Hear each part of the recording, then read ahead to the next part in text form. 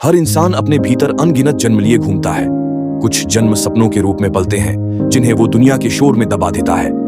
कुछ जन्म इच्छाओं के रूप में जन्म लेते हैं, लेकिन साहस की कमी में मर जाते हैं। और कुछ ऐसे भी जन्म हैं जो कभी पूरी तरह आकार ही नहीं ले पाते।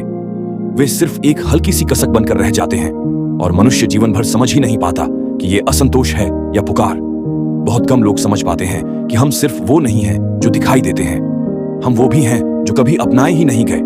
और कितनी अजीब बात है कि जो जीवन हम जीते हैं उससे कहीं ज्यादा हम उन जीवनों का वजन ढोते हैं जो कभी जी ही नहीं पाए। कई बार रात की खामोशी में जब मनुष्य खुद से बच नहीं पाता, उसकी आत्मा उन अनजिए जन्मों की आवाज सुनती है। वह आवाज सवाल नहीं पूछती, शिकायत नहीं करती, बस एक अस्पष्ट सा एहसास दिलाती है कि कुछ छूट गया है। यही वह पल है जब इंसान पहली बार अपने भीतर के सबसे गहरे खालीपन को महसूस करता है। लोग समझते हैं यह दुख है, पर यह दुख नहीं, ये एक ऐसे जीवन की याद है जिसे कभी जन्म लेने नहीं दिया गया।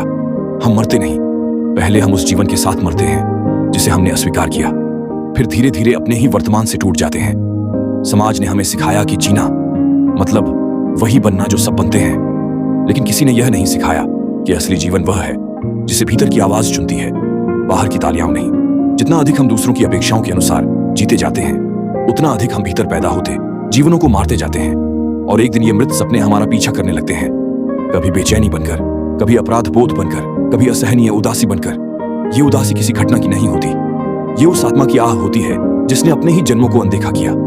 अजीब विडंबना है, लोग उम्र बढ़ने से नहीं डरते, बल्कि उस उम्र से डरते हैं जहां उन्हें अपने भीतर का खाली घर साफ दिखाई देने लगता है।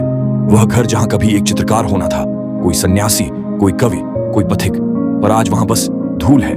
कितनी बार लोग कहते हैं काश मैंने कोशिश की होती। यह काश कोई शब्द नहीं, यह उसी जन्म का अंतिम रोना होता है जिसे हमने स्वीकार ही नहीं किया। इसलिए समझो, पछतावा कभी भविष्य से नहीं आता, वह अतीत में दफन उसी अनजिए जीवन से आता है। लोग सफलता की दौड़ में भागते हैं, पर अंत में उन्हें समझ आता है कि यह यात्रा बाहर की नहीं, भीतर की थी।